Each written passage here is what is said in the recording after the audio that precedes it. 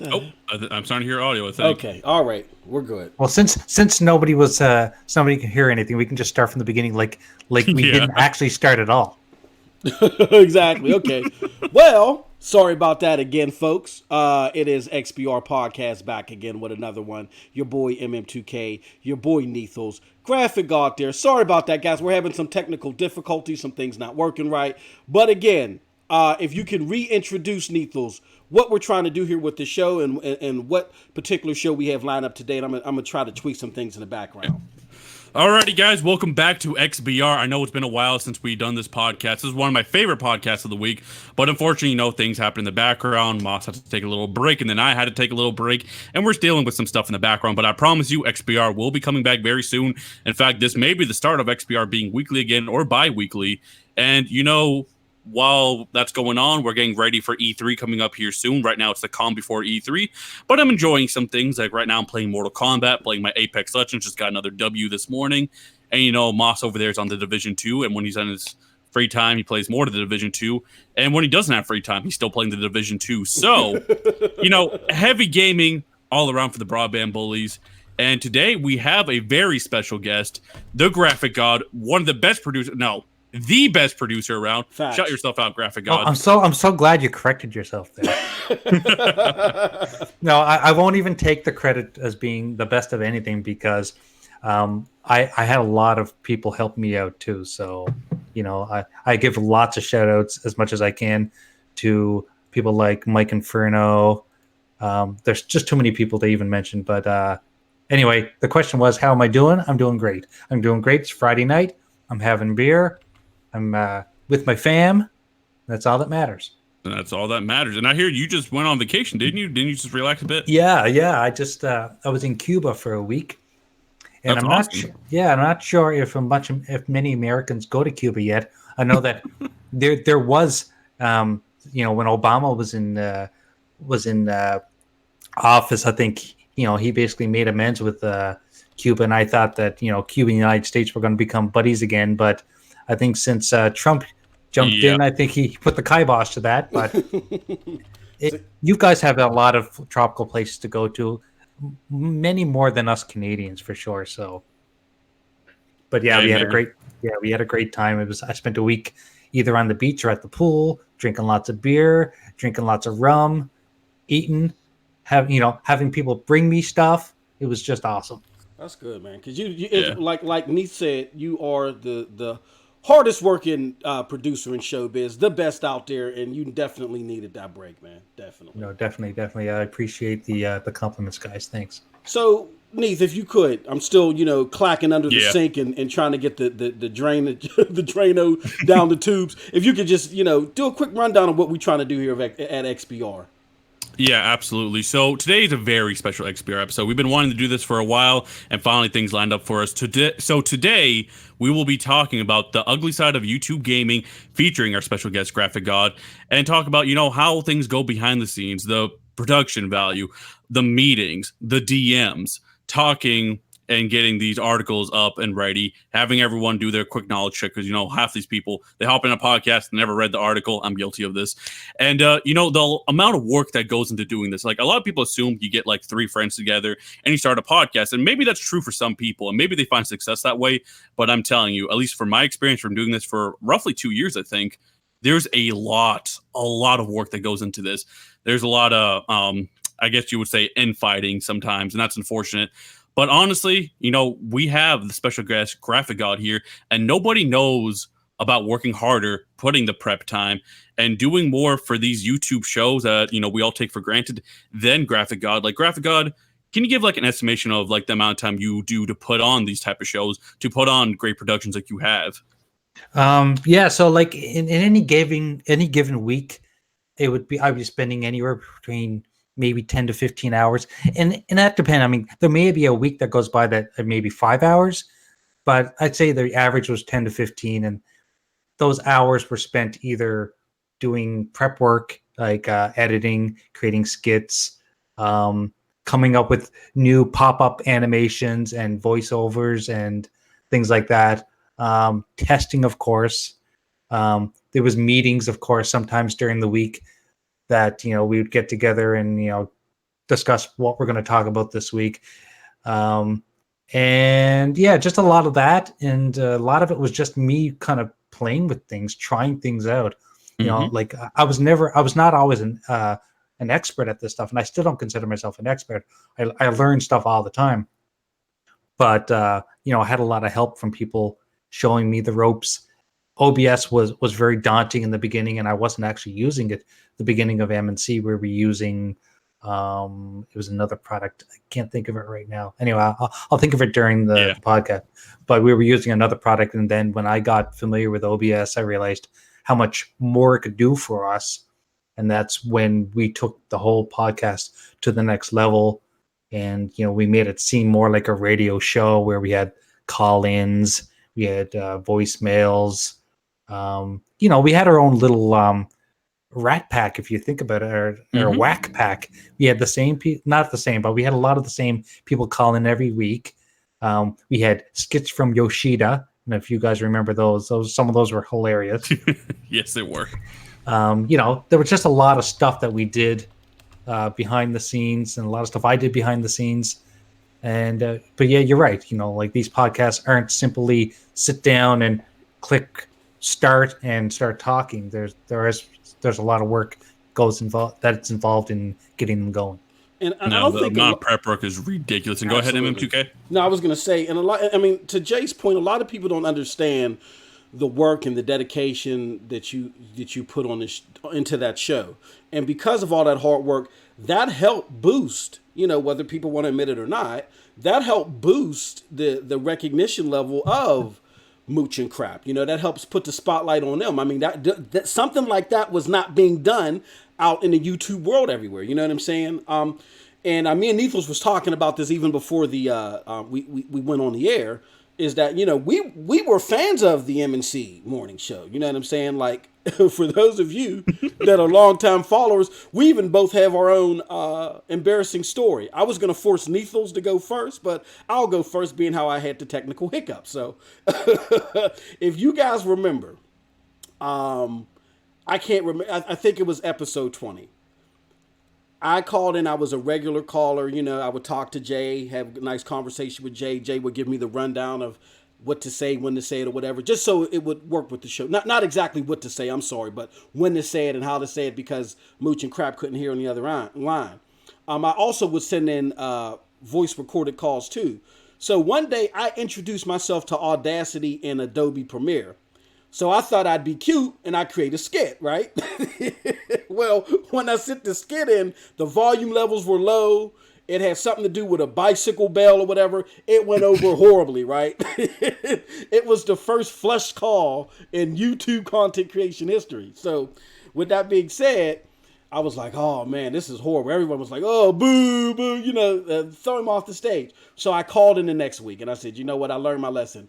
And Jay was so nice. He was so courteous. He's like, oh, was that you? He said, hey, look, man, don't even worry about it. You know, everybody goofs up like that. Just leave us your message. Let us know how it goes. You know what I'm saying? And so forth. And ever since then, I've really had a lot of respect for Jay. So I just wanted to share my embarrassing story. But again, to show that we were all fans of the product. And that a lot of that product was there because of J-Dubs. You know what I'm saying? Like J-Dubs, before I let you go again, you're our esteemed guest, but I gotta say this. Mooch and Crap, that show would have not existed without you. Yeah. Like, solely you were the product, Jay. Mooch and Crap may have been the ones talking. You may have had your little skits. You may have done your little one-liners. But you're the one who was the mastermind behind the whole thing, putting the production together, making it smooth, making it, honestly, more than a podcast. In my opinion, Mooch and Crap, that show almost evolved to being a radio show. Exactly. Like, that's how impressive it really was. And that was all because of your hard work. Jay, you say you put in 15 to 20 hours. Maybe that's because you're experienced and you got your help. But let's be honest, Jay, like some of that probably in the beginning, let's say, might have been closer to 25, maybe 30 hours because you might be being nice about it and you might be talking about the later end. Because and I never always like calculated how long I took on these things. I just know that like if anyone who's listening does video editing, yes, they know how long that shit takes. Yeah. You know, like if we did a 10-minute skit, 10 minutes would be about an hour or more of editing. And Sometimes that's being with experience. Yeah, exactly. And I've been doing this stuff for 20 years. Like I've got lots of experience in multimedia and graphic design. So some people may come back and say, well, Jay, you're good at that stuff, so it didn't take you as long. No. But do you say that about like someone who does construction, just because they're experienced, that they shouldn't, and because it doesn't take them very long, that you shouldn't pay them for what they're, what they're worth or what they've done? Just, it doesn't make a lot of sense at all. And Jay, let's be honest. Like, this is a great passion project you were doing with Mooch and Crap, and I found much success. I love the show. Absolutely loved it.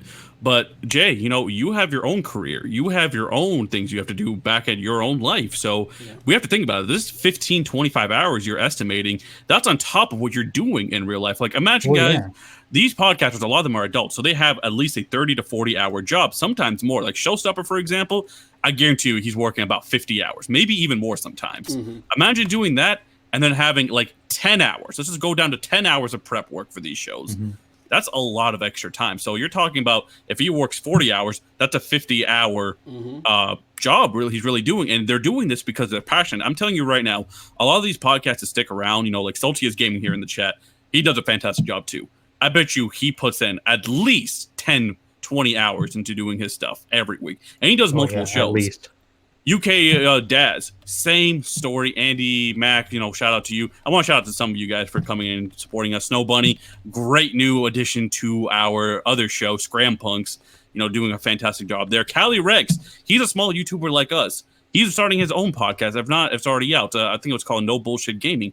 Cali Rex, you're about to be introduced into the world of podcasting and how long this takes. You're going to learn firsthand. Like, these podcasters, we like to make fun of them. We like to rag on them, but you don't know how much work they really put into this. You don't know how much time they put into this.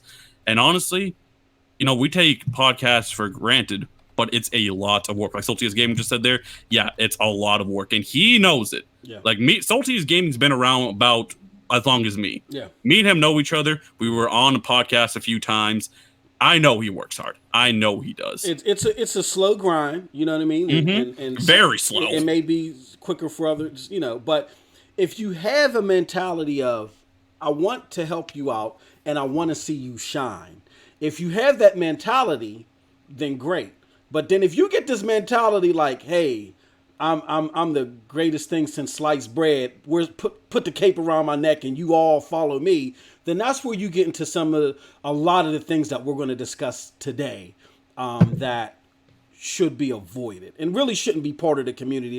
It's a shame when it happens, but it is what it is, right? So, but before we get too deep into that, do you have a story too, Nathos, that you would like to share? You're just going to leave me out here like that? I have two stories, but I'm going to tell you one right now. We'll save the other one for the end. So my first story is, basically what I've been talking about. I was a huge fan of Mooch and Crap. I was a huge fan of BGST. I was a big fan of, Xbox gaming YouTube, because I started watching like BGST and stuff when I was still actually a sophomore in high school, and I was really invested into the world. Like, I was going through a hard time. I can't really talk about that part, but know that I watched this YouTube and it really kind of helped me escape in some aspects. I know that sounds pathetic, but it is what it is.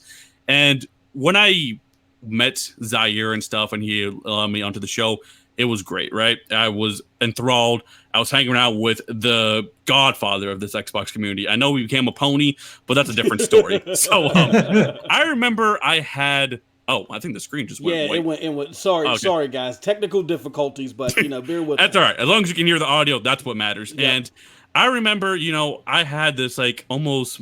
It's embarrassing to say, a Mooch and Crap tramp stamp. Like, it was really bad. Like, I was enthralled with Mooch and Crap. J-Dubs can even talk about it here. He's like, okay, this guy's a little too much of a fan. And honestly, I was. But then, I met Mooch and Crap, and, it's kind of like what I would say Kingsblood Gaming told me. He says, Neth, when you meet some of these YouTubers, it's like finding out how magic works. Some of these people, I'm saying some of these people, may not be who you think they are. And we're going to really dive into stuff like that. We're going to dive into the ugly side of YouTube gaming. So I guess my embarrassing story is I was enthralled with this whole Mooch and Crap world, and then reality hit when I did learn about this YouTube gaming stuff. Yeah. So, yeah, I mean, we got, and don't fret, we got Nethel's tramp stamp removed. You know, we all Yeah. chipped in and had the laser. Yeah, that was an intervention and a half. But with that being said, hey, look, you know, so people are probably thinking out here that are listening, that may not be aware of what happened, what did happen, Jay. You know what I mean? Like, so let's inform people. Let's let them know what happened. Let's give them your side, and then let's dig deep into that. Okay.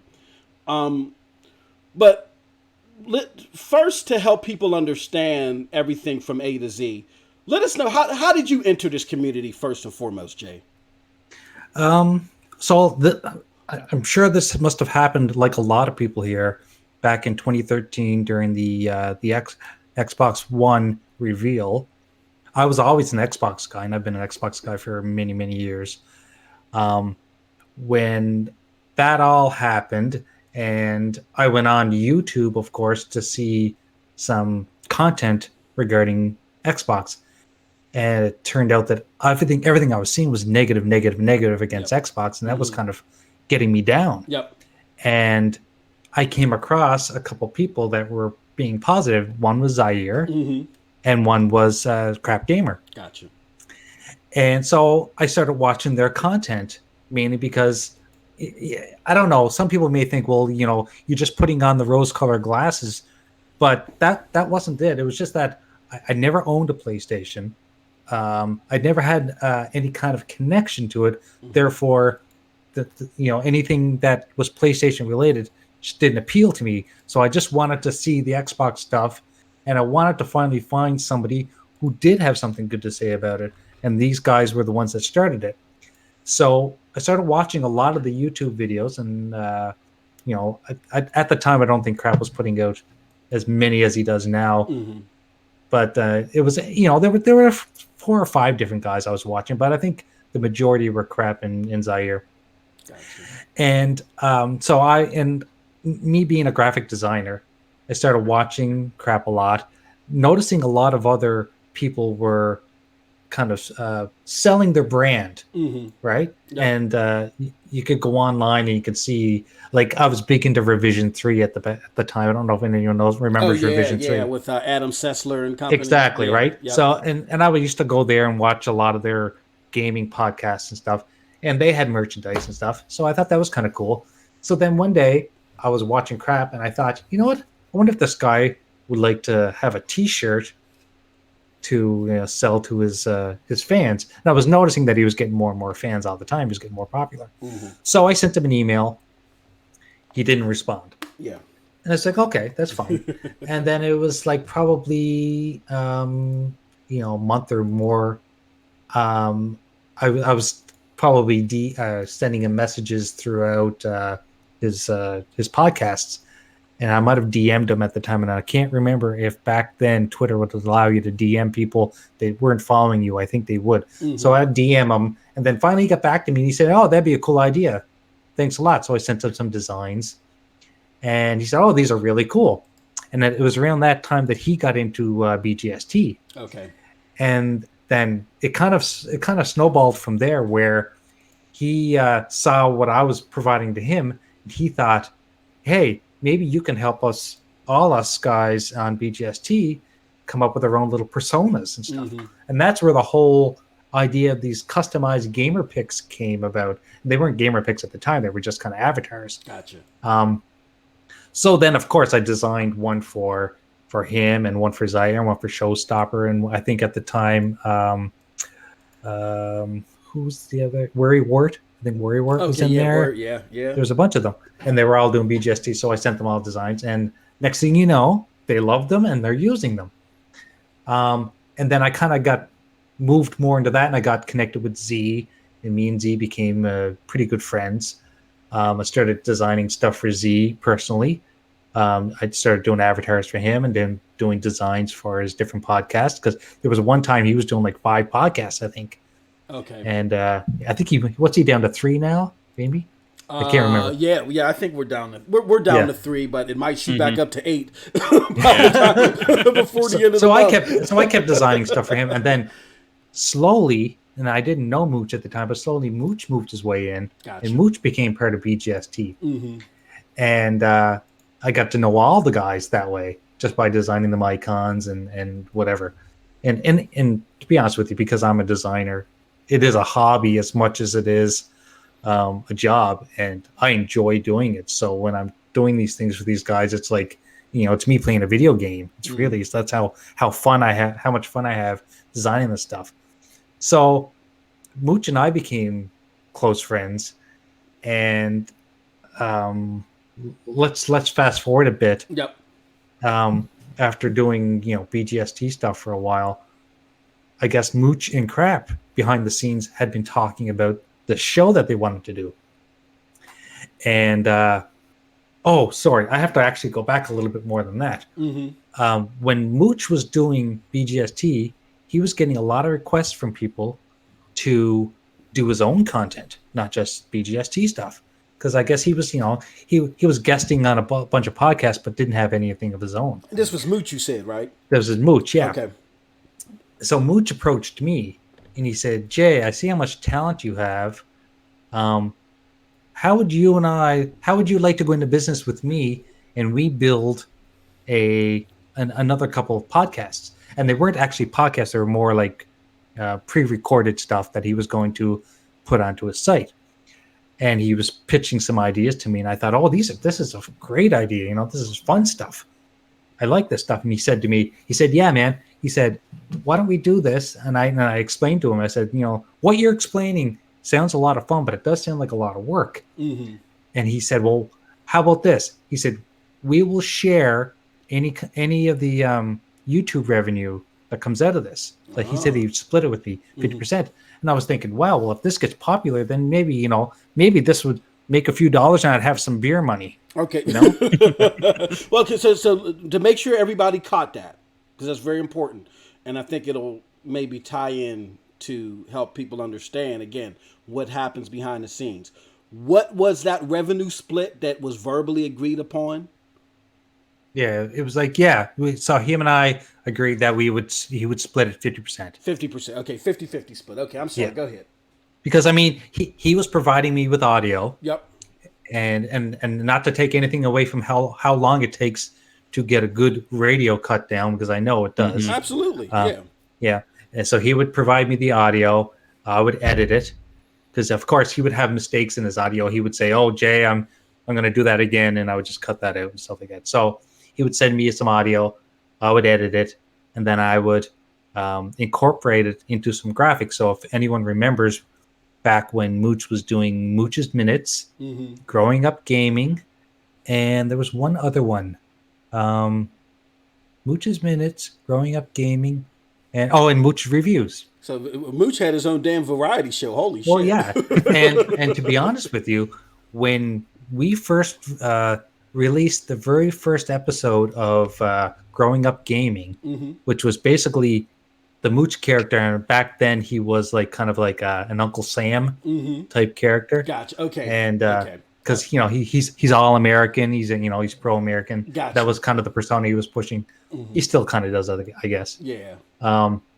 And so we did this thing where it was him sitting at a desk, almost like a talk show, and he would go over topics, and there'd be a screen on the wall behind him, and his little character would move. I mean, he wasn't fully animated, but he'd had like 20 different positions that he would move into. Anyway, when we first launched that, he was getting like crazy hits on it. People were saying it was like one of the best premiere shows that they had seen. The first time he'd ever put a video out, and he was getting major recognition over it. I'm not sure if anyone here remembers that, but he was getting very good recognition. And then first thing after the show had launched, he and I got on to chat, and it was like, well, that was awesome. We got a lot of people saying how great it was, and we both kind of said, this looks like it might be a success. Yeah. I mean, I don't doubt that, Jay. I mean, Mooch is very talented. Regardless of how things may have shaken out. The guy can talk on any subject. Exactly. And make it sound so interesting. He'll be, "This sludge that was on the side of the house," and then you're like, "Holy shit! Okay, let me turn it up. Let's hear about this sludge." He's very talented.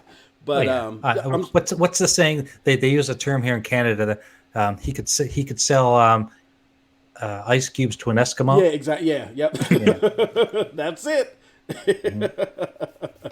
Saltiest chat in the gaming says, "I don't get these personas, man. Shit's weird." Oh man, I'm sorry, but go ahead, Jay. That's okay. So that went well, and then because that went very well, we decided to expand a little bit, and we started doing Mooch's minutes, which were basically 1 minute long. Mm-hmm. It was basically a Mooch rant. Gotcha. And if anyone here knows Mooch, he's really good at ranting.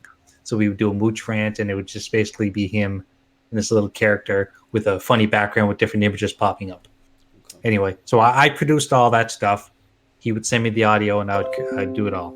Okay.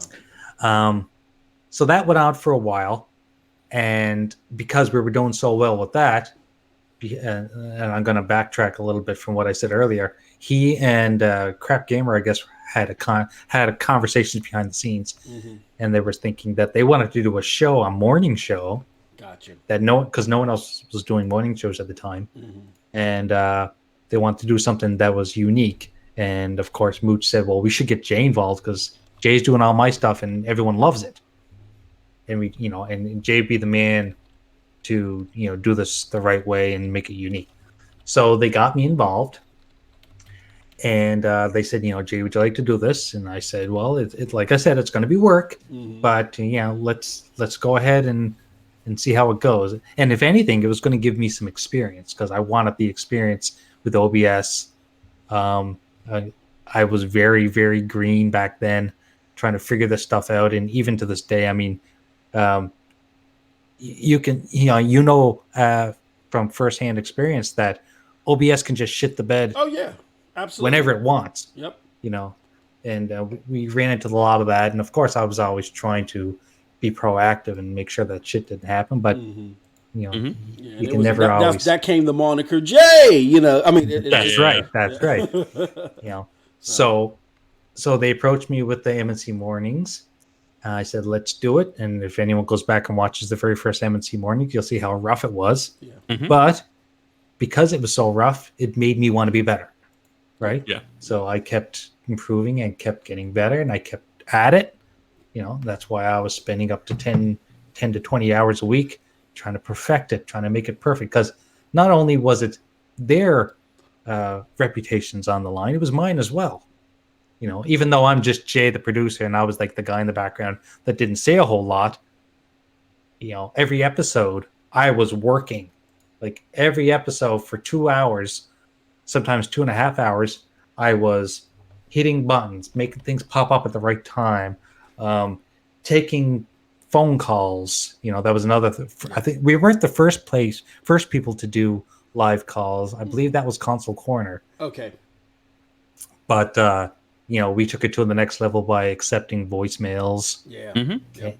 Because we know some people don't want to be heard live. They don't want to talk live, and they'll get a little nervous. So we gave people the option, pre-record it. Record it on your phone. I know all about those voicemails. You set that bear trap for me and embarrassed the shit out of me. Yeah. Actually, I remember those voice calls because I think the origin of it, yes, Console Corner really is the one who did it professionally. But back in the day on BGST, I remember Zaire actually took voice calls over Skype. And my God, was that a mess. But that's kind of what led down to, Console Corner doing it and you doing it on Mooch and Crap. But J-Dubs, as I'm just sitting here watching this chat, really doing nothing, I just have to think of your story here. And how stressful was that to do everything live? Because when you're live, mistakes happen and you can't edit it. Like, how stressful was that to be on cue? I'm going to say probably for a year. Because we did it for almost 2 years. Mm-hmm. For almost a year, I think I was sweating before every episode and sweating throughout most of it. Sweating, because, okay. Yeah. Very nervous that things were going to go wrong. And, it wasn't all about me either. It was like, I don't want these guys to look like hacks either. Right? Yeah. Mm-hmm. I'm part of this group, and at least I thought I was a partner. Mm-hmm. And we'll get more into that later. But it just, it was everyone's reputation on the line, and we wanted to make this unique, and we wanted to make it good. You wanted to make sure that people were entertained. Absolutely. So, what I mean, so even you put all this effort in, Jay, right? Because, and you, this is a very similar story to me, but this is not about me. You know, I came to this side of content creation because I was I am an Xbox fan. I was enthusiastic about the brand. I was enthusiastic about the product that I had in my hand, but everybody was talking shit. It can't do 60 frames per second, blah, blah, blah, blah. And a lot of the podcasts that I listened to, I had to abandon, and that's how I came over here. With that being said, so you're putting in this hard work. You're putting in this production. You're doing it in the name for the Xbox community, correct? You know what I'm saying? That's for right. for those that felt like you and those that felt like me. To see, let's fast forward a little bit. Let's get in the hot tub time machine. To see a lot of these people right now that some I think are skeptical of Xbox, including myself for valid reasons, but some are just jumping ship because it's the thing to do. How does that bother you? Does that make you feel a certain way that there were a lot of people flip-flopping and jumping ship all of a sudden? You know what? I'll make fun of it and I'll joke about it, but to be honest with you, I'm like, you know, I'm in my 40s. I don't give a shit what people want, people like, and whatever. I know what I like, and that's all that matters to me, really. But to a point, because I'm so connected to the whole YouTube community, that when I see people doing that, it only makes me feel like you're only doing it. You're only going to what's popular because it's popular. Like I've never been like that. I've never been one of these. I've never jumped ship on anything. Like, for God's sakes, I'm Canadian. Of course, I love hockey. Yeah. And I'm a Montreal Canadiens fan. Montreal Canadiens haven't made the playoffs in a couple of years. Doesn't stop me from being a Montreal Canadiens fan. Yep. You know, that's just the way it is. I mean, it's in my blood. Absolutely. And not to say that gaming and Xbox and PlayStation and Nintendo's the same, but it's just part of me. Like, I don't just jump ship for the sake of jumping ship. And when I see people do that, you know, I kind of feel like they're being weak. That's all. You know, everyone's got their personal preferences, and I understand that, and that's fine. Yeah. But don't just jump ship because someone's having a bad year or a bad couple of years. I mean, we can all agree that, at least I hope we can all agree that even though Xbox, you know, people can say, well, they lost this generation. Well, what does lost really mean? I'm sure that Microsoft doesn't think they lost anything. You know, the fact that they've made billions of dollars every quarter. I mean, I think they're pretty happy. You know, you know, if you want to compare them to Sony sold more consoles. Yeah. But did they make more money? I don't really know. I don't keep track of that stuff. I have a feeling they didn't. You know, Microsoft makes a lot of money, not just in gaming. And it seems like Sony is making, probably 90% of their revenue comes from gaming. Yeah, absolutely. And even in that instance, let's say Sony makes more money in gaming, which I think they do. At the end of the day, how much more money is it? Is Microsoft really hurting? Because how much effort did Sony put in? How much effort did Microsoft put in? That's a factor you have to put in. Now, from a consumer aspect, I could look at the Sony side and say, like, wow, they had a fantastic 2018. 2019 is a little bit better than Xbox's 2019, but I think they're kind of neck and neck. Honestly, we get Gears 5 soon. But in 2017, you know, I think PlayStation blew Xbox out of the water. But this whole flip-flopping, and I see, you know, J-Dubs here in the chat, Kratos, not Graphic God, he does things like sign contracts. That's a little funny thing in our community. Now, guys, I'll be honest with you. A lot of these Xbox guys who suddenly went pony, not all of them, but some of them, you know, they're just doing it for laughs, right? Like Zaire, we could call him King Pony, but what console is he on every night? We know he's on the Xbox every night. People call me a pony. Guys, I haven't turned on my PlayStation since like Spider-Man. I'm going to be honest with you. Alrighty, we're Xbox guys. We want better for our brand. We look to the PlayStation side and say, you know, Microsoft, I hope you look at them as an example of getting games out there. And it looks like they're doing that with the studio acquisitions and so on. But that's not the point right now. I want to talk about this ugly side of gaming YouTube, which this special is about. And Graphic God, speaking about the flip-flopping topic, there is a very specific story that actually involves you, and that was with a certain Iron Patriot, I will say. Now, there was someone who went by Iron something or other, and he one day went to the PlayStation side. That's fine. The Xbox wasn't doing it for him. Are you purposely not using his real name? Oh man. Alrighty. So I think someone called him Iron Puppy one time. We called him Iron Patriot. That sounds like a Metal Gear Solid character, but go ahead. Yeah.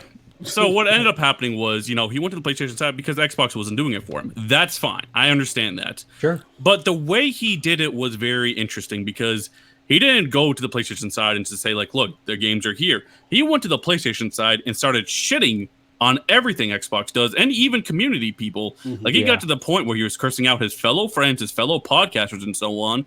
And just being what I would say almost toxic. Like, it got to the point, Jay, where he started accusing you of stealing artwork. Would you share your light on this? He was calling me a fraud. You know, like that. I had done so much work for that guy and so much work for nothing, for free, because he was an Xbox. Yeah, tons of stuff for free. And there was even a time where I did some stuff for him that he owed me, that he promised me that he'd give me some money for it. Which I didn't always look for money, but I mean, my time's valuable too. And depending on what I was doing that time, he might have said, oh well, if you do this for me, I'll give you, $20, whatever. I don't remember exactly the details, but when he flipped, and I'm just going to use that term because it's the easiest one to use. Yeah, it is. He was bashing me, and it was like baffling. Like, why are you doing this to me? Like, what does it benefit? Like, if anything, you're going to look bad here because I did a lot of free stuff for you. On top of that, you owe me money, and now, like, it was almost like he had gone down the path so far that he didn't know his way back, so he had to just keep going. You know what I mean? Like, he just couldn't. He couldn't come to the realization that what he was doing was wrong. He just knew that I'm jumping ship, and if I'm going down this road, I'm going full blast. And he was getting very, very toxic and stuff like that. But yeah, it's so funny you even mentioned him because I haven't even thought of that guy in so long.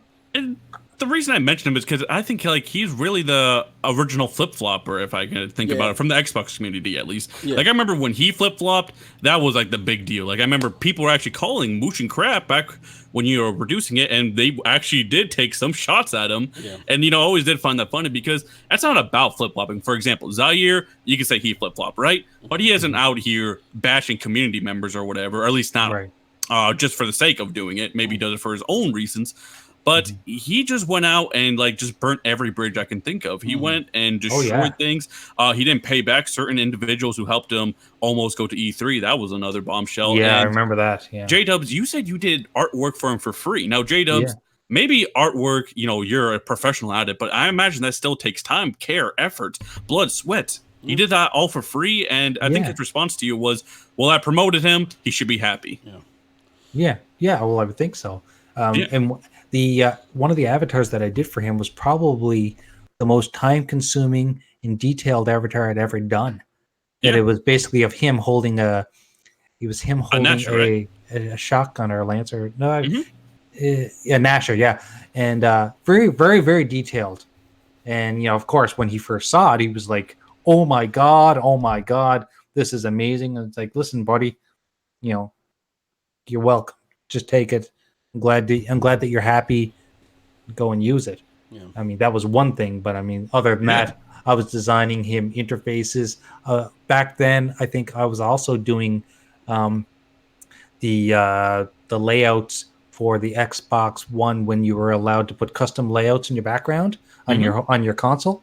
I was doing those as well, and I designed him a bunch of those. I was even designing logos for his podcasts. There was just so much stuff that I was doing for nothing for him, and then him to turn around and just if I was to be honest, I'd say I was kind of hurt by it, only because of I thought he and I were friends, but then right now, like I said, I haven't even thought about the guy in so long. So, and that's a perfect segue into how that may have Did that change your perspective at all while you were on MNC? Or let me phrase it this way: how was the relationship on MNC? How, I mean, how was it? Did you notice any of that while in MNC? Talk to us a little bit about how you guys interacted, things that happened behind the scenes, and how things may have turned into a different direction. So the relationship was probably really good in the beginning, especially with Mooch, because I was doing so many different things for Mooch, between Mooch's Minutes and Growing Up Gaming. He and I talked a lot more during the week. Mm-hmm. But when I got involved with MNC, we would have a weekly meeting with Crap. And, it wasn't always every week, but Crap got involved and I got to talking to him a little more and got to know him a little more. Mm-hmm. In the beginning, things were fine. Mm-hmm. Things were great. But I slowly noticed that throughout the course of the show, I was getting a lot of comments from them like, "Hey Jay, you can do that. That shouldn't take very long." Or, mm-hmm. "Hey Jay, what do you think about this?" And of course, me being, I'm the third wheel basically. Yeah. Wanted to make a good impression, so I'd say yes to everything.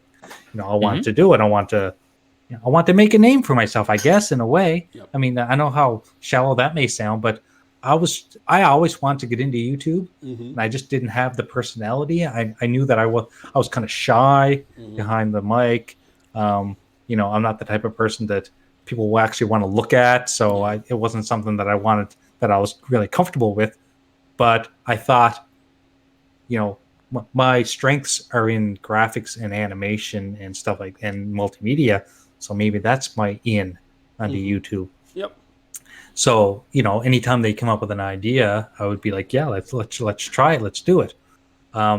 So for the first little while, everything was good. I can't even think of a situation where I may have been starting to feel differently about the guys, but it was probably let me just jump back a little bit. Mm-hmm. So Mooch and I were probably closer, I would say, for sure. Gotcha. Crap was Crap's always been the same guy. He's very much more concerned about the views, concerned about the persona. I mean, and even Mooch was concerned about his persona after that whole shit that happened with him, where that guy started leaking off his info. Yeah. He left YouTube for a little while. Mm-hmm. I mean, that started really getting to Mooch, and I even to this day I feel bad for him. Like, that shouldn't happen. No, everyone absolutely. That's just wrong. Absolutely, that's just wrong shit. You don't do that. Yep. That guy was an asshat. Whoever did that. Totally agree. But what I noticed happening after so long was that the conversations, because we would always talk just before the show and talk after the show, it started turning into, we only had this many views, or we only had this many people, or we only had this many calls this week, or it started turning into a numbers game. And it was like, well, that's not why I'm into this. We're not in this for the numbers. We're in this to have fun, to make something that's unique. But it slowly started. Exactly. For the culture, right? Yeah. Huh. So what you're saying, Jay, is they're interested in these numbers. And, numbers at least what revenue. So Jay, so far the theme of this interview is the work you put in, being the best producer there is in showbiz, and talking about things that happen, like the toxicity, the Iron Wolf situation, flip flopping, and you doing things for free and so on. Can you guys still hear me? Yeah, I was saying you weren't supposed to say the name, but go ahead. Okay. You're supposed to use. You can say the name. Everyone knows. That's all right. I might get bumped on Twitter. Who cares? Anyways, J-Dubs, the reason I asked you all these questions is because it's a theme. So you're doing all this work for Mooch and Crap, and I have to ask you now. After I hear you're sweating in the background, you're doing this blood, sweat, and tears, passion, and you're just doing this really for the community. You just said that. I don't care about the numbers. Mm-hmm. I don't care about the revenue as much. I care about putting on a good show for the community. This is for the culture. But J-Dubs, in order to do this production, in order to have this great show that almost evolved beyond being a podcast, I have to ask you, how much did these two individuals, Mooch and Crap, invest into you? how much money did they put back into the show and make it better for you? Did you at all have to get outside help? Did you have to ask for equipment from outside sources? Tell us. For sure. Like, I didn't have a proper mic at the time, so I had to get myself a mic. They actually did send me money. Okay, and this probably goes back to when we started doing Patreon. So on top of making sure that the views were up, the guys thought, this might be a perfect opportunity to start our Patreon and start making some money there, and then we would invest that money back into the show to make the show better. Yeah, and which I was all for, and I said, well, as long as we, we're splitting it, and I'm all for that. So when we started doing Patreon, that grew fairly fast, and by the end of it, I think we were up to over 100, and I'm going to say 101 or 100, either between 101 and 110 supporters. That's crazy. And we were making over $500 a month just on Patreon. So every month, and on top of the bills that I had to pay, like, because we were also paying for Libsyn account so we could put all of our recorded podcasts on iTunes and Google Play and whatever, all that stuff. So that was a $20 a month bill. We were also paying for, there was another bill I was paying for. I can't remember what it was.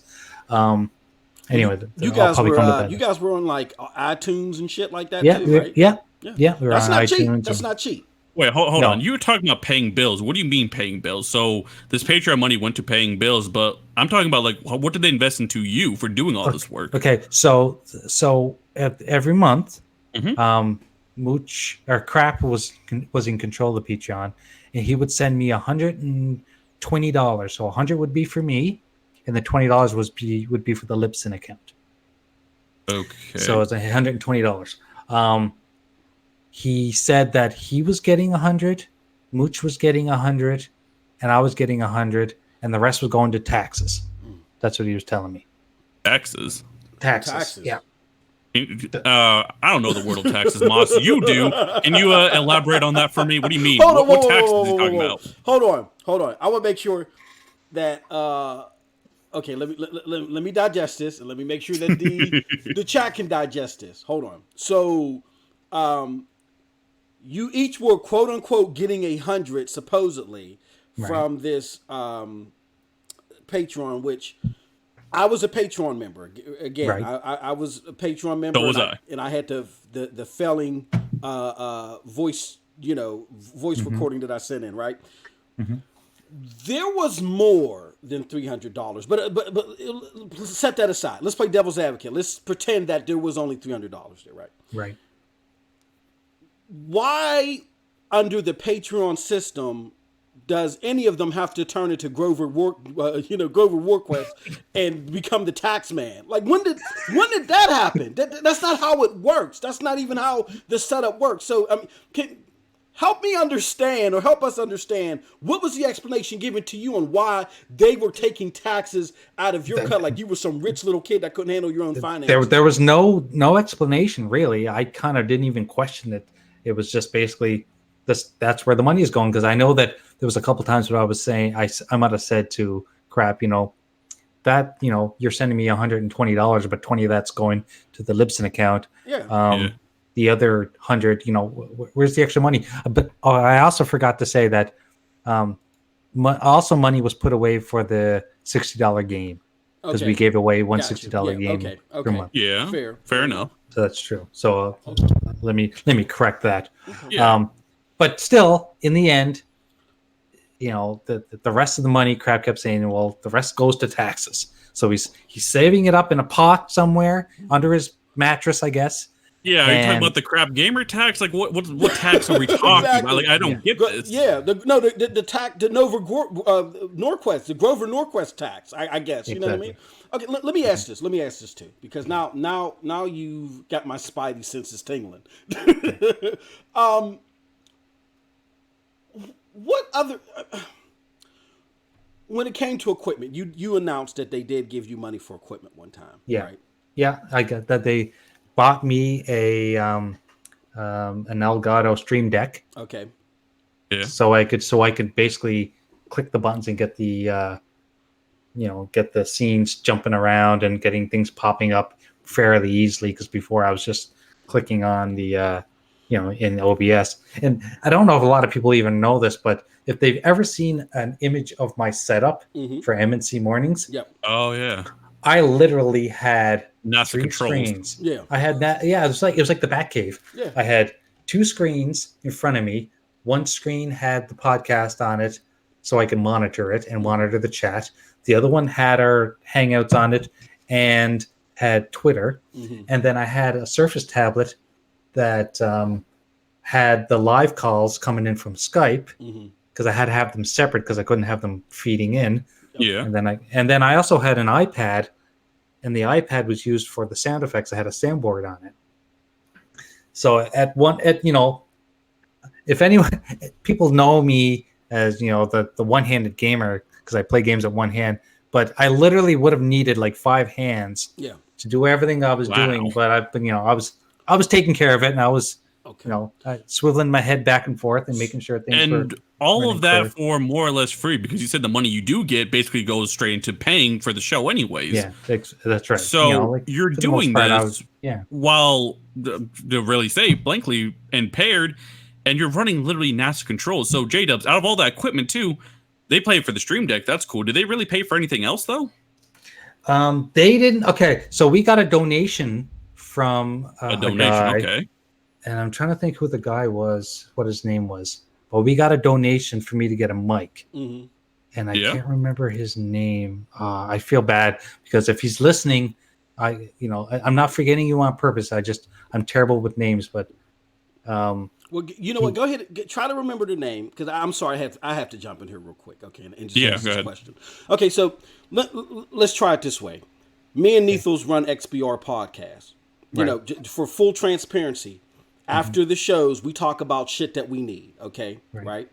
And then we talk about financially how we may tackle that obstacle. Okay. Now, granted, M&C show is there's 3 talents there. One is the producing talent that's making M&C show be M&C show. Otherwise, it's just another Google Hangouts. And then you have 2 verbal talents. Guys that are good wordsmiths, right?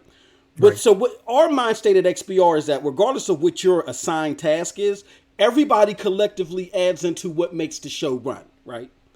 So what was it? I mean, was it that your talent was looked at lesser than their talent as the verb, to where there wasn't that constant collective contribution towards equipment? Because they alluded to that in their shows.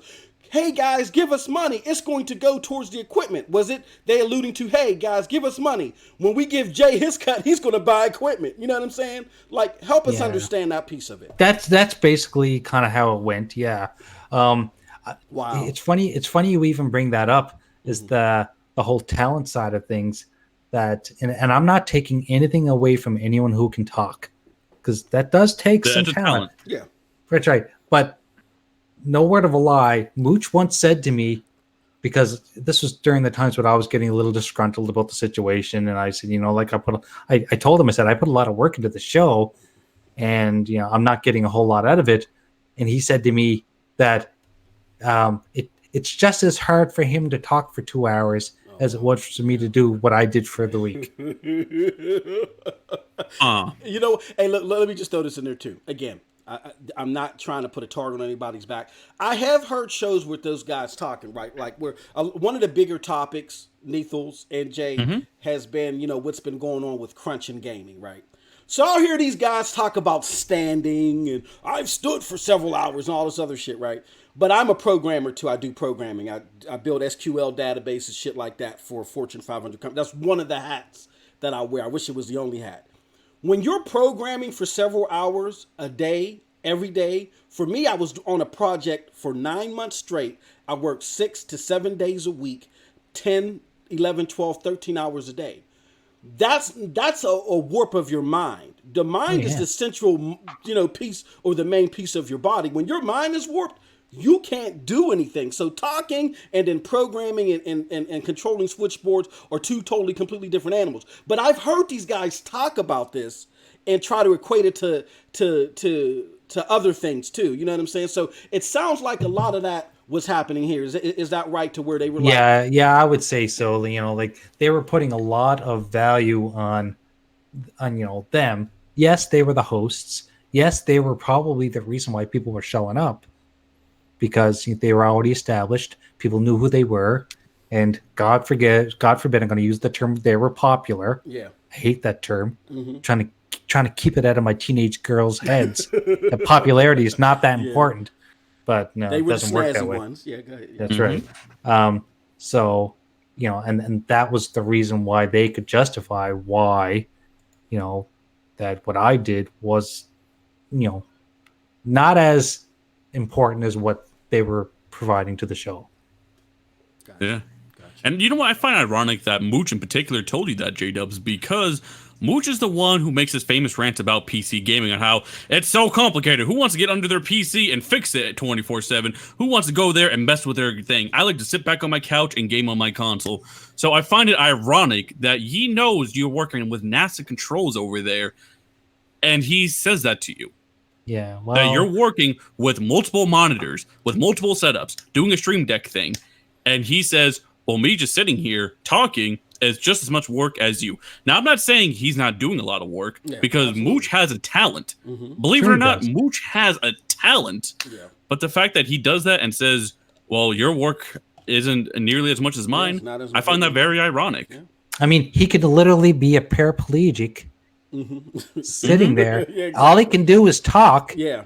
And he's still Mooch. Yeah. But if I wasn't doing everything that I was doing, it's just another Google Hangouts. That's right. Yeah. Just another Google Hangout. Okay. So, I'm sorry. Go ahead, Lethal. Go ahead. No, go ahead. But I was at this point. So speaking about this stuff you're doing, this NASA control system you have, because I've seen this, Jay, and I asked you personally one time in an Xbox party, Jay, how the hell do you manage that? Like, I can't wrap my hand around that. Like, I'm just sitting here staring at this chat, and I'm like, wow, there's a lot going on. But I do want to ask you, so, we talk about toxicity and stuff in the community and so on, and Mooch and Crap, we just learned the money they give to you essentially gets invested right back into the show, and you really don't get a cut. But, you said you accepted a donation for something, and I believe, maybe I'm mistaken, you also were donated an Elgato originally from, I think it was Next Gen, right? Oh, from Next Gen. So actually, though, what happened there was Next Gen had mentioned, because I had said to him one time that it would be great if I had an Elgato so that I could run my Surface tablet with an HDMI into the show, so we could make it a little better.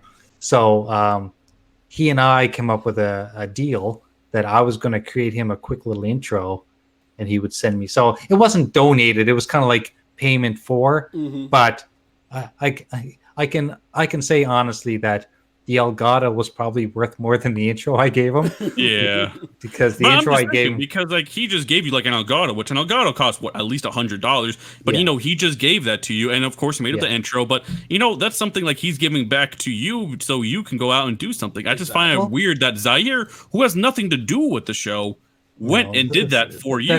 But that's the thing about Zaire. Zaire is a caring person. A lot of people don't know that about him. They don't see that side of him. They just see him as toxic. Yeah, that's all they see, because that's what they want to see. But there's a different side to Z, and maybe Z. Yeah, like maybe it's to his benefit to to keep people thinking that way right now. But Z is an awesome guy, and he would give you the shirt off his back. He really would. Yeah, but speaking about giving shirts off your back, so Z, believe it or not, this Mooch and Crap thing, great show, whatever. Mooch and Crap, they started it, but it wasn't actually their idea. Originally, this whole morning show was actually an idea Z was talking about a while back, and they actually took this. So it sounds like, I know you had nothing to do with this, Jay, but it sounds like no idea. They took this idea and then went to you with it. Yep. Huh. Yeah. Well, this is the first time I've hearing this. Yeah. They didn't even come up with that. That was a Zaire idea.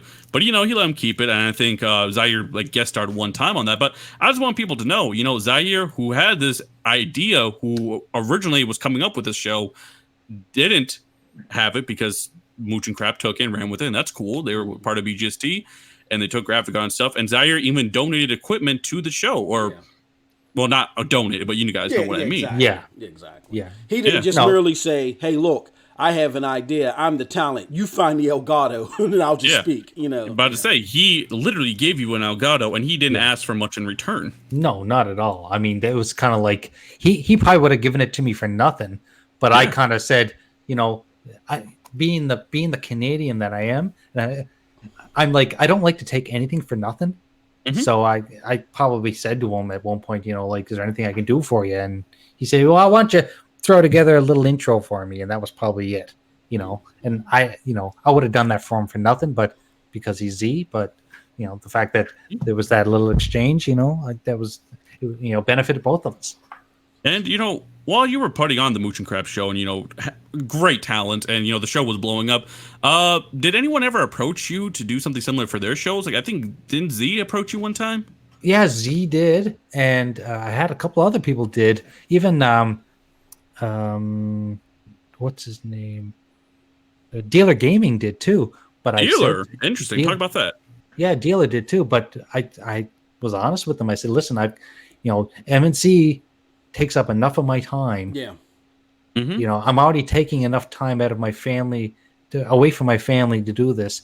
I mean, believe it or not, even though the show was only on Sunday for 2 hours, I was spending all Friday, all Saturday, and during the week just prepping for the show. So it was really taking a lot of my time away from the family. Hell, Jay, you were spending all Sunday morning. I know I was DMing you shit, and you're like, okay, let me add this in real quick. Like, you were doing this like crazy. Oh yeah, I would get up at 7 in the morning. Yeah, sometimes 8 in the morning, just to get the shit ready, because sometimes they wouldn't send me material until the night before, till like Saturday at like midnight. I'd get a file, and I was like, oh god, okay, I'll get up early in the morning and I'll edit it then. Yeah. So that kind of stuff happened Jay, a lot. you're doing all this work, and I think this actually has a story to do with your avatar we see on the screen. Mm-hmm. You want to talk about that avatar? That's something you kind of rebranded yourself as around the time when you left MNC, I believe. Yeah, well, it was actually just before I left. Just before, okay. Yeah, so this was kind of a funny thing, that the whole monkey persona,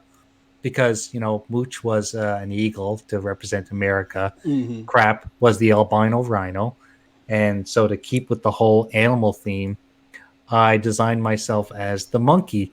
And they probably don't know this, but they might know this after the show, that I designed the monkey because I was feeling very underappreciated. Yeah. That term, even a monkey can do it. Exactly. Yeah. Oh, yeah. Okay. Gotcha. Well, I kind of felt that way. Yep. Because they would always come to me and say, hey, Jay, why don't you do this together? That shouldn't take you very long. Exactly. Yeah. And it was like, really? Like, you guys don't have a clue how long this stuff takes. Yeah. I'm sometimes editing a half-hour skit for 6 hours. Like this. That's not okay. Do you guys still hear me? Okay, make sure my mic isn't lagging.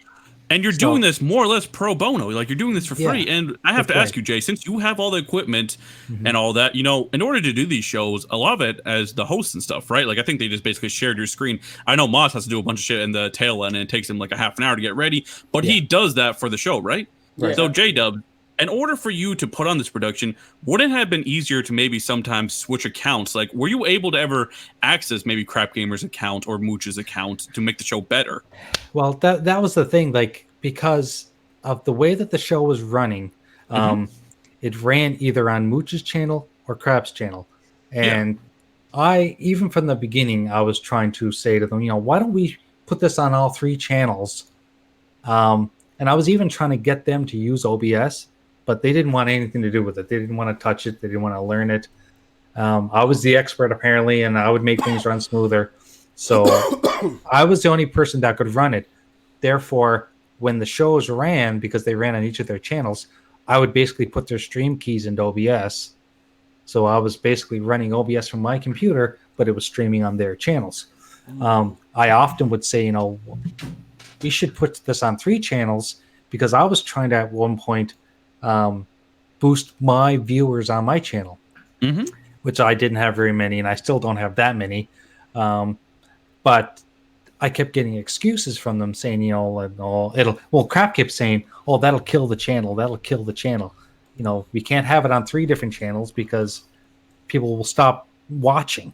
At that point, it was becoming all about the views and all about the people that were showing up.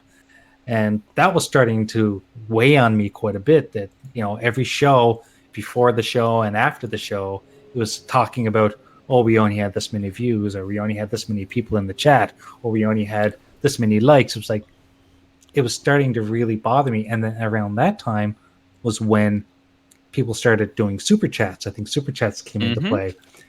And I'm sorry not to cut you off, Jay, but I just wanted to give a shout out real quick to BGST Big Gamer Small Talk with the $5 donation. We appreciate it. Unfortunately, the alert box was off, so that's why you couldn't see it. But sorry about that. Okay, go ahead.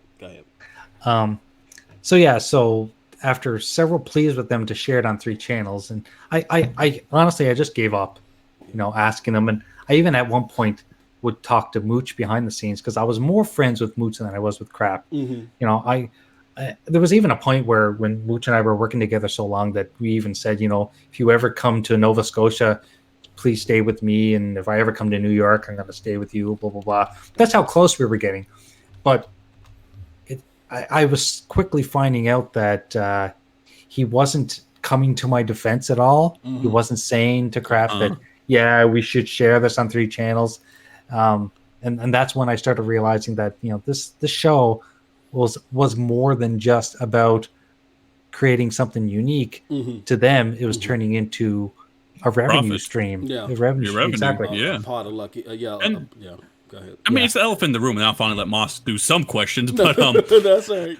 All right, the elephant in the room is, J-Dubs, Crap was a decently sized YouTube channel. Like, he was 50,000 plus subscribers, right? For sure. So have you ever felt that maybe Crap was hiding some of this revenue from you? Why maybe he cared so much about it? Because if he never let you access his account, if he never let you put the Mooch and Crap show on different channels, do you think he was afraid of you seeing the actual revenue that's coming in for this show? Oh, for sure. I think I was starting to think that near the end when I was getting very upset. Like, I was putting in so much time, and I was getting stressed out about it. And then this was around the time where I was running into some financial issues. We had a bunch of appliances bust within several months, and I had to replace them all. And first thing I thought was, maybe if the guys would share the channel with me, I could make up enough money so that I could pay, because I was financing 3 appliances, I could pay for the the monthly bill. And when they basically flat out didn't want to share it, that's when I started looking more at how much money was coming in. I mean, I've never known how much money was coming in. I've never known how much money any podcast has ever made. I know that there's a couple websites out there that kind of give you an estimate. But I never knew how much the show ever made. But I was seeing the super chats coming in. Yeah. The super chats were coming in every week. I think there was on average, they were making at least $200 a show in super chats. And at one point I said to Mooch, and this was probably after the show, because we would always talk, and I don't think Crap was there at the time. I think it was him and I. And I said to him, hey man, how can I get in on these super chats? Because I could really use it. And he swear to God, he didn't look at me because we were chatting. He says, start yourself a YouTube channel. Wow. The same people that are telling you can't put this show on your own YouTube channel to get some revenue, we're now telling you make your own YouTube channel and put in some extra work, and maybe you can earn some money. Wow. That's what they were telling you. Maybe you'll be lucky that people will come and watch you, and maybe you'll make 5 cents. Wow. So let me see if I got this right again. And again, I don't want. I mean, this is a lot of good stuff. There's a lot of good things to absorb and digest. I just don't want anybody to miss any part of it. And again, this is not to be a target, but again, the theme of the show is, the mucky shit that happens in YouTube. Okay, but I think you hit something very important. We already established that a lot of the equipment that you had to buy was self-funded, right? Yeah, a lot of it was for You sure. you were working, spending time away from your family Friday Yeah. nights. As a married person myself, I know how difficult that can be to explain that to your better half, right? And let alone your Yeah, kids. that's right. And then you were at a point, because we all hit a rock bottom. Full disclosure, I kind of had some problems where I had to step away a little bit earlier this or late last year or something like that, because I had to get ready for a move. But you were at a place to where you had some appliances busted up. You Yeah. went and donated your own portion to give them equipment so they can get their cash cow, but there wasn't that same community mindship to help you get just some of your appliances busted up to where you had to finance them. Is that what you're telling us, Jay? Yeah, I mean, they would even give me excuses like, well, I think Crap even said to me one time, well, there's no real money to be made. We're only making $30 a show. Oh, Lord Jesus. Oh, okay. Lord Jesus. Okay, that's interesting. No, J Dubs, I gotta ask you this, because I stopped tuning into Mooch and Crap at one point, but I know at one point you tweeted out how, like, can you a GoFundMe for your appliances, right? And Yeah. you had to do that. Yeah. It's interesting that they were making so much money, but you had to go out and do that. Now, I want to ask, during the Mooch and Crap show, obviously they knew about your situation. Did Right. they ever advertise that GoFundMe? I advertised it myself. They never did. So they but never mentioned it. No, I made sure that there was always a ticker or something coming on the screen that people could see it. And, I didn't make a whole lot of money off it. And I thought I was really kind of embarrassed to even do it in the first place. Because No, they're making you feel embarrassed to do it. That's the fucked up part. Like, look, this is going a little beyond me at this point. Yeah. So you Exactly, you had appliances broken. You're out here blood, sweat, and tears into doing this show, that's- and they not even mentioned that you have a foul. GoFundMe. That's foul. Said like, hey guys, Jay's going through a hard time. Do you think you can maybe donate? Maybe take some of these super chats and donate to his cause? Just help him out a little bit. They didn't once mention any of that. And you know what? Either of them never gave me 1 red cent either. Not even one red. Like not even like a, hey Jay, we're gonna donate to your Patreon. Not a penny. Big up to Carlos Fernandez in the chat, man. I feel you, hey, but I saw your comment before. I'm dumbstruck, man. He says, tell J-Dubs them fuck dudes or straight bozos for that weak shit. We all eat on some real shit, I mean, to to translate that, wow. It's like, wow. So, no, continue to elaborate. I'll wait. I'm still trying to digest. Yeah, I'm shocked. sorry. Yeah. Yep. Unbelievable. I mean, so with that being said, Jay, okay, with that being said, what were your immediate thoughts? How did things changed, right? After that, like that really changed your thought. Well, yeah. Okay. Yeah, I mean the fact that they never donated to my Patreon or to my GoFundMe. Yeah.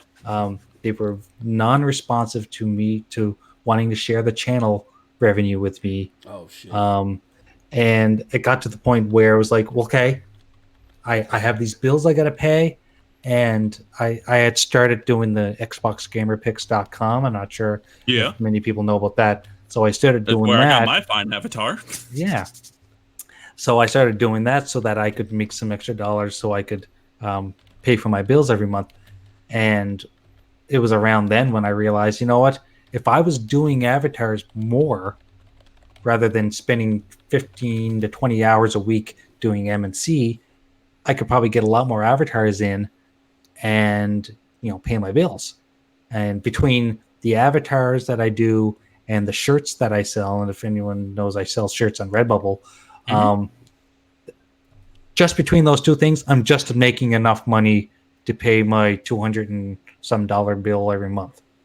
So, and that's how I do it, and that's how I had to do it. So I had to step away from M&C, focus on what was important, but it was a long time coming. I mean, a lot of people will say, well, why didn't you leave a lot earlier?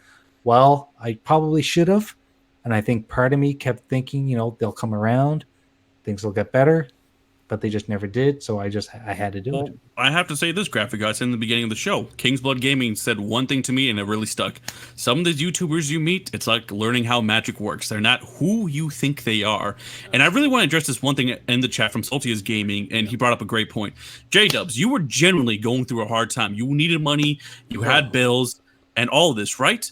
Mm-hmm. I don't know if you know the truth behind this, but I do. How did you feel about when Crap Gamer did an emergency live stream about a hurricane that apparently took away all his Xbox stuff? His PlayStation stuff was fine, by the way, but only his Xbox shit got fucked up. A little odd, but all right. I heard about that after the fact, and this was probably this was after. I heard about the fraudulence of the accusation after the fact. Can you give the whole story just for the audience because they may not know? Well, I can only give you what I know, and what I've been told was that he was putting online that he had lost a lot of stuff, and he was getting donations from people because he had said because of the hurricane he had lost a lot of stuff and things were damaged. And I guess the truth is that he wasn't even affected by the hurricane. Where he was located in Florida wasn't even affected, and this was all just a clever ploy. I think it was in Next Gen that brought it to my attention. But I was there on MNC when he was because we were supposed to have a show, and we were unsure if the show was even going to go on because we didn't think that Crap was going to be able to get online because we thought his internet was going to be down. You guys were also duped. Yeah, exactly. Wow. Let me say this because I'm going to be honest with you guys, and we all talked about this. We originally didn't want this to be a hit job. We wanted this to be an insightful peer into YouTube gaming with details, transparent details. But I gotta be honest with you. Yeah. I'm like for dumped, and I just made that word up. So out of it. So let's get into it. Let's talk about it. Let's go there. For full disclosure, for those of you that don't know what we're talking about, those listening on demand or those in the chat that don't understand what's going on, during what storm was that in Florida? I can't remember. Oh, geez. Well, it would have been Irma. I don't even know. Yeah. There was a storm in Florida, right? To where and Crap Gamer resides in Florida. All right, and this is important to me because I was one of the people that listened to the show at the time that was concerned about him. Was like, hey, I hope you're all right, Crap. We all were. Yeah, we all were concerned. Yep. Yeah. So he had stated that he was in the eye of the storm and he was relaying messages through Mooch, quote unquote. And again, I'm not implicating Mooch. I don't know what the real deal is, but somehow through the YouTube channels, right, it got exposed that he really wasn't in the eye of the storm. But while people thought he was, he asked for he got donations to replace, quote unquote broken consoles and all types of shit. Well, when they found out, he was confronted. First, he tried to deny it, and then finally he said, "What, Nethos? Oh, all right," and he gave it up. But to this day, that show, if you go to Crap's channel, that show is still there. It's still there. So, I mean. Again, you didn't know. Of course, you didn't know this at the time, Jay. But so a dog is going to be a dog. Okay, I'm just going to say. There's another way to say it, but to say it. The dog is going to be a dog. You said you've always sensed that stench, in so many words, off of Crap. Right. But how does it really make you feel now to this day? I know how you said you looked into how Mooch was aiding and abetting this, but how does it make you feel to this day to where you decided to make that sacrifice, take away time from your wife and your family, money to do this, mainly out of a relationship that you had with Mooch, for him to just to kick you off the pier and say, oh, well, this is my friend now? How does that make you feel to this day? Yeah, and I think about that, I guess, quite a bit. I was really messed up over the whole situation after it did happen. And for the longest time, I was very bitter. I guess to a point, I'm still a little bitter about it, especially because of Mooch, because I thought Mooch was a friend. And just to be honest with people that are listening, to this day, Mooch has never shared a cent of revenue from his own channel for me. Like I've never seen a cent of anything, and that kind of bothered me. I thought about that after the fact of all this. Like I said, yeah, he didn't even share what he promised that he was going to do. And back then, money wasn't the concern, right? It was all about learning how to do this stuff. But I'm beginning to feel that, Mooch and Crap are basically made for each other because Oh. and to be honest with you, they need each other. They need each other. Like if you think about it, you know, Mooch needs Crap because Crap has a huge following. Yeah. And Crap needs Mooch because Mooch carries every show. Yeah. You know, Gotcha. he's the talker. Gotcha. Yeah. Mooch can do the quote unquote talent only once or twice a week, right? Or 3 times when he's, you know, he doesn't have to pop videos every day like Crap because Crap is putting in all the elbow work. But like you said, Mooch is the talent that holds the glue together as far as the entertainment is concerned. But it's just a shame, you know, like as a guy that does technical stuff, you know, you hate it. You're behind the scenes, so you understand where people may not fully appreciate what you do. But to just be slighted like that, man, that's beyond a level of grimy, you know. And all I can say is YouTubers, just when you're getting into this industry, like King's Blood told us, just beware, man. Beware. There are a lot of shit that happens. It's like learning how magic works. Like, I'll tell you guys a story, and you guys probably already know it. The chat probably knows it, but fuck, I'm gonna say it again. So, back in 2017, when I first joined this community, about a few weeks after I joined, I had a house fire. My house burned down. My family business burnt down.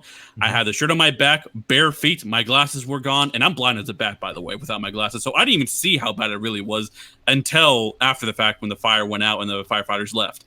And then I just went to the back of the place and saw the pure destruction. I lost literally everything. I only had my cell phone, really.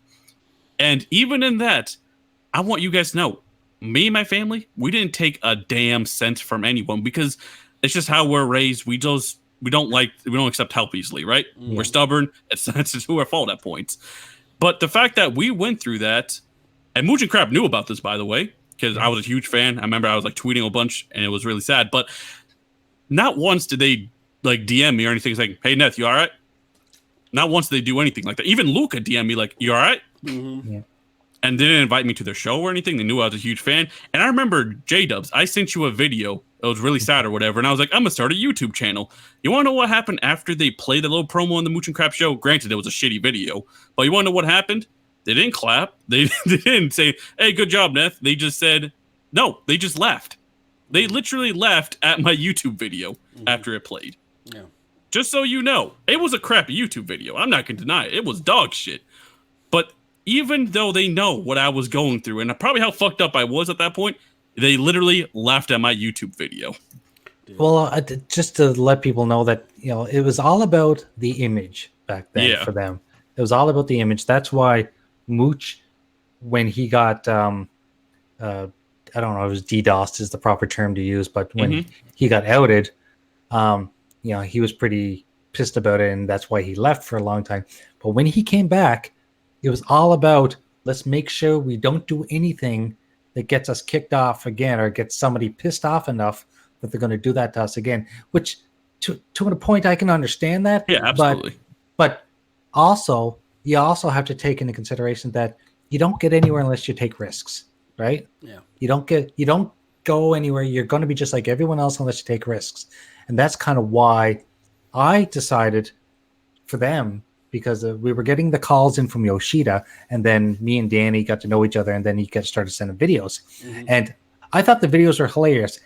Were they kind of racist? Maybe a little bit, because he put on that accent. Yeah. But it was nothing was meant to be. It was not meant to insult anyone. It was just meant to him to put on a character. Yeah. And when that was happening, Mooch and Crap were like, we can't do any more Yoshida videos. We can't do it anymore because people will think we're racist and they'll stop watching us. It was all about making sure that people kept coming back and weren't insulted or offended. And, you know, that was just another example of when things started changing, and it wasn't about the entertainment. It was about how many people can we get in here that are going to be satisfied with the material that are going to give us some money. Wow. I mean, I think what ended up happening, and get you guys' thoughts on this in the chat too, you know, most of us are Xbox guys. There's a few exceptions in here, and everybody's welcome on this channel. Thank you, everybody, for joining. the people watching, the people that donated. Everybody's welcome. We have discussions with everybody. But with that being said, I think as Xbox enthusiasts, or even if you want to call yourself fanboys, I think what it was is we were looking for a form of entertainment that catered to our taste. So we all, flocked together as a community. But as we started to see that there was money involved, right, and then personas started to get bigger and bigger and bigger, it went from a sense of community just to a sense of me, and it's stories, and I've seen it myself. I've seen it myself behind the scenes, It seems to me that a lot of times why we get ridiculed as an Xbox community is because of some of this stuff. So because of that, Jay, what do you think are lessons learned from your whole experience, man? I mean, again, I'm still amazed. I'm still trying to digest this, but there has to be silver lining somewhere. What do you think are the lessons learned? Uh-oh. Oh, Jay had to did we step lose away Jay? a little bit. Oh, yeah, he's muted. Oh, okay, he muted his mic. Yeah. But we're digesting this. Like, what do you think about all this, Moss? Like, how shocked are you? Oh, sorry. No, go ahead. You're back. muted. Okay, perfect. Okay. Now I was going to say, Jay. So what are your thoughts? What are your lessons learned from all this? I'm going to say that, I'm not going to go down that legal road where everyone should have a contract. Yeah. But I just learned that, go into any kind of partnership with expectations, already laid out on the table. Make sure everyone knows what's going on. Because my biggest mistake was I assumed that things would get better and things would, we would share things three ways. That was all an assumption on my part. But because those guys knew how much money was coming in, knew how much money they could make by continuing doing a certain thing, money took over and the greed took over. You just have to, what I did learn out of all this is that be good at what you're doing and not to worry about what people think. But, that's not always the way with everybody. That's all. Yeah. Well, do you have any regrets? Like, for example, have you ever maybe turned a blind eye to things in the community? Like Mooch and Crap, I imagine with the way they were with you, I imagine they probably were talking too fond of maybe other YouTubers. Have you ever felt you had to turn a blind eye and almost regretted doing so? And that was something else, because like when we would have conversations before and after shows, there was always someone else in the community always came up, because if they were being successful, there was always like, well, I can't stand that guy because how can that guy get 40,000 views on his video and we don't? And I don't want to name names or anything. No, that's fine. Yeah. But they would allude to it by doing funny little sounds to kind of give people the idea of who they were talking about. They do the banjo sound. Yeah. And they were just making fun of people. I mean, we used to do a lot of recordings for the countdowns and for the rundowns and stuff. And I probably have like hours of conversations recorded just because I'd keep the recording going. And it was never meant that I was going to use it for malicious purposes. I just, one day I was kind of going through them and it was like, oh my God, I can't believe they said that about that guy and said that about that guy. But it turned into like a jealousy thing. Like, I can't believe that guy's doing so good. Like there was even talking, I'll even say this now because I can, and nobody was surprised that there was, I remember them talking about Z when Z was like on 10 different podcasts. Like, it was all about, why is he doing so many? And it was mainly because they knew that Z was successful in what he was doing. He was getting the views, and they only had one show each at the time. Yep. I think this might have been even before Crossfire, or maybe it wasn't. I don't remember. But I mean, Crap always had his show, and he does daily podcast. But then there was MNC, and MNC at the time was bringing in way more views than any of their other shows.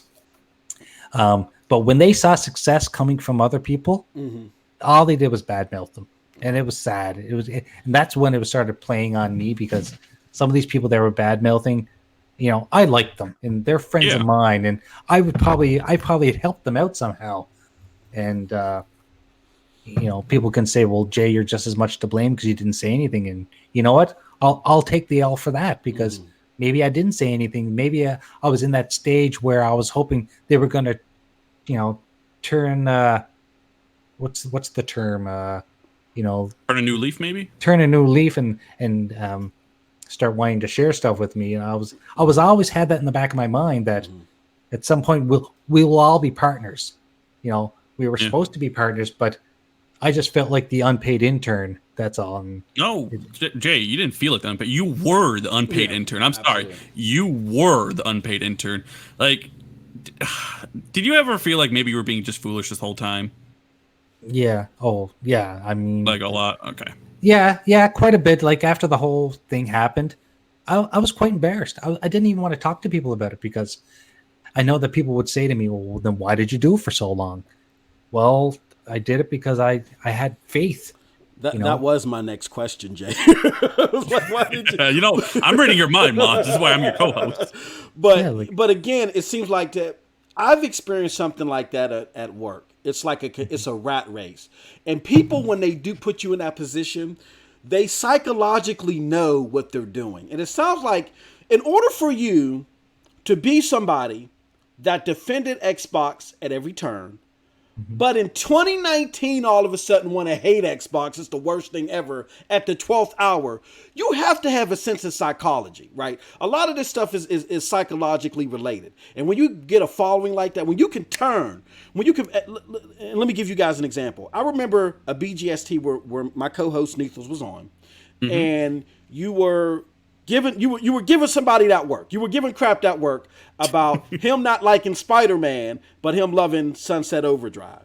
And then you asked him, well, what was your game of the year? And he lied and said it was Tomb Raider. And then come to discover that Tomb Raider wasn't even out.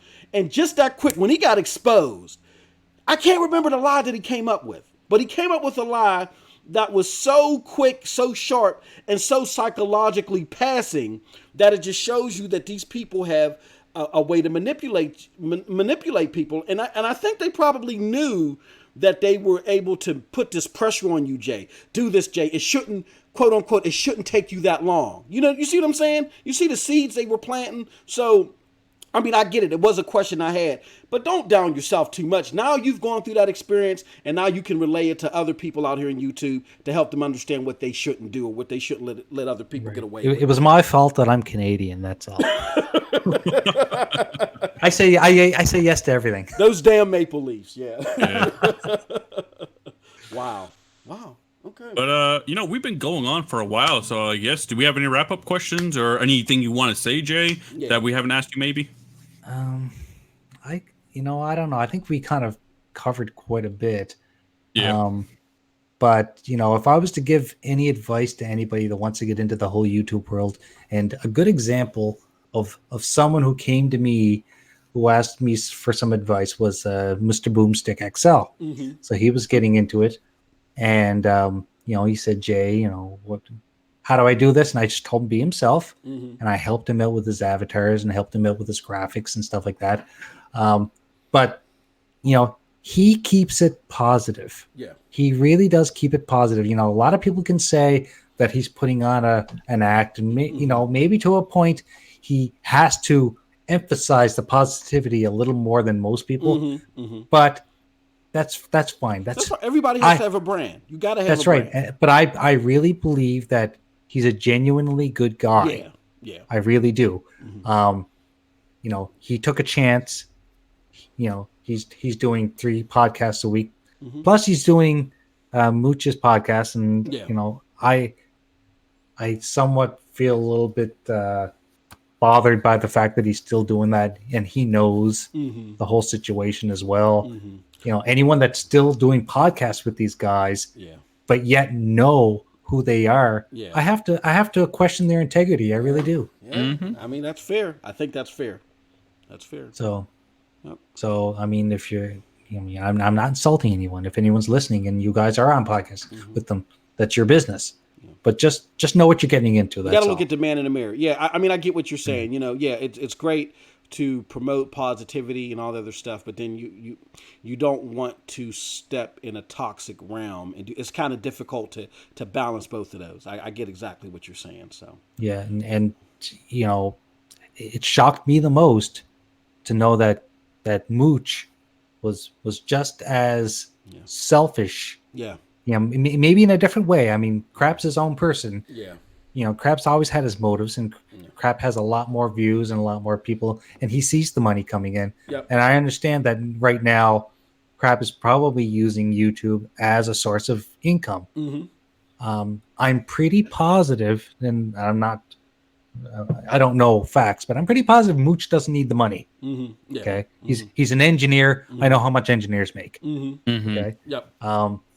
But he's doing it for fun. But the fact that he's doing this shit for fun, but yet he's still not representing people like me who do a lot of work and did a lot of work for him, still kind of makes me wonder, what kind of a person he really is. Absolutely. Well, hey, hey, YouTube, Twitter, Twitch, MySpace, even the community. There was a lot to absorb today, and can I get off the couch now? Yeah, you can get off the couch, man. Yeah. No, and sometimes I tell people there are some things that I'm doing behind the scenes too, and I want to share my experiences with people that help them out. Even though I'm nowhere near as successful as any of these people that we were talking about, including you, Jay. But whenever you can act like have a sense of community to the things that you do, I think it'll benefit everybody, and it'll always come back to you. So thank you for having that sense of community. Even if it did feel like a couch experience, thank you for having that sense of community coming on our show, right? And, thank you for everybody in the chat coming on our show, and then giving that knowledge, dropping those gems to everybody out there that may not understand what it takes and what goes on behind the scenes. So we say thank you definitely to you, Jay. Appreciate it. No, thank you for having me, guys. I really appreciate it. We really want to thank you because you have made these shows what they are today. If it wasn't for you, I wouldn't have my avatar. BGST wouldn't be where it's at. You are a key pillar in this community, and we're so lucky to have you that you were introduced to us. And Jay, I don't think you understand how important you really were. You were there since the beginning. Really, you were like the foundation of like this BGST brand, of everything that led after BGST. And you're still a big part of the community, and you still do the best avatars around. I said it. And honestly, Jay, you might have been confused earlier when I brought up the certain flip-flopper who was Iron, but I think it was kind of a theme throughout this whole adventure with us. So you mean the wolf, the wolf that's in pony clothing? Yeah. Oh, all right, that's good. But it's almost like a theme. So he's the one who flip-flopped on you, threw you under the bus, and threw you out like, you were some bad chopped liver. And, the other two you worked with, they more or less did the same, because this is the part we didn't hit on, but I'll hit on real quick. After you left Mooch and Crap, you guys parted your ways, says, time scheduling or whatever, you just had to leave the show. I don't think they necessarily gave you your due, because they just went and got another producer and new avatars, and they almost threw your old avatars under the bus. I was almost disgusted when I heard what they said, like, oh, these are the best avatars around. Yeah. Absolutely. Yeah, I'm not to take anything away from Sean. No, not at all. Yeah, absolutely not. Sean's amazing, and I talk to Sean often, and he and I are we're going to collaborate on something at some point. But Sean's stuff is great. But yeah, like I've heard some stories that they were basically saying that they've got the best director or best producer now, and like whatever. Mm-hmm. And nothing against Sully. Nothing against Sully, but again, it took a lot. It takes a lot to make the cogs move, and they still haven't got the phone calls up and running yet. Yeah, you know what I mean. So just to show you, and then, well, if you had to, not to say that they would take it, but if you had to give something to the new Jay, what would you say to the new Jay? I had to give something. Oh my God! As far as a word of advice to deal with the infamous two, what to be leery of? Just take things one day at a time. Mm-hmm. Don't get your expectations too high. Yeah. And just realize that not everybody out there is exactly how they seem. Yeah. It's a hard reality to come to, but I've seen it happen so many times, starting with Iron Wolf, now these guys, that people are who they are, and I always give people the benefit of the doubt. that they're good people, but it just goes to show that not everyone's good. So don't be fooled. Sometimes it bites you. And again, all this work he's been doing for the most part for this community, for putting on that fantastic show with that production value, was all pro bono and even a little bit more at times. Yep. Yeah. All right, folks. Well, I think that there was a lot of gems dropped today. Would you say so, Neethles? Yeah, there was a lot of gems dropped. And also, we didn't really say this, but Jay, not only do I thank you for coming on the show, but thank you for feeling comfortable enough to, tell us all this. Absolutely. Like, this is not something easy to do. Absolutely. No, this was like my therapy session. Like I said, Yeah, I was having a hard time with this for a long time, but it felt good to get some of this stuff out. And like I told you guys, the purpose of me coming on here wasn't to throw people under the bus, but it was just to educate people, let people know what the real truth was. That's all. It's the ugly side of gaming YouTube, like we titled it. Like, that's all it is. And we're just telling you guys, when you get into this stuff, some of you are already into it, just always be yourself, mind your fellow podcast members, and, just be a good person. Absolutely. Exactly. That's all we're telling you to do. Treat people how you want to be treated. Thank you. It takes the Canadian to tell us that. With that said, I think we can close on out.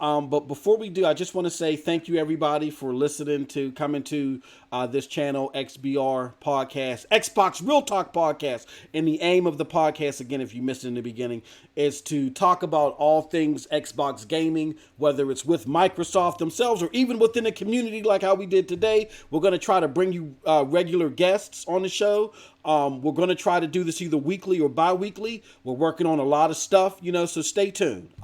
Anything else before we head on out, Neethles? Again, Jay, thank you. I've said this 1,000 times, but really, you killed it today, and you really were insightful on a lot of things. And, these podcasts that people take granted for, a lot of work has been done behind the scenes, and a lot of, I would guess, hardship has happened behind the scenes. Yeah. Oh, yeah, for sure. Really? And I hope you guys invite me to the show again. Oh, we will. Yeah, definitely. We, we're gonna be doing a lot of stuff around E3. So if you're willing to join us, man, we'd be happy to have you back on, man. No, I'd be more than welcome. All right. Well, with that said, people, thank you again for joining the return of XBR Podcast. And as I like to say, as Neethles like to say, keep it broadband. And as I like to say, have a wonderful, wonderful gaming day. Appreciate y'all. Have a good one.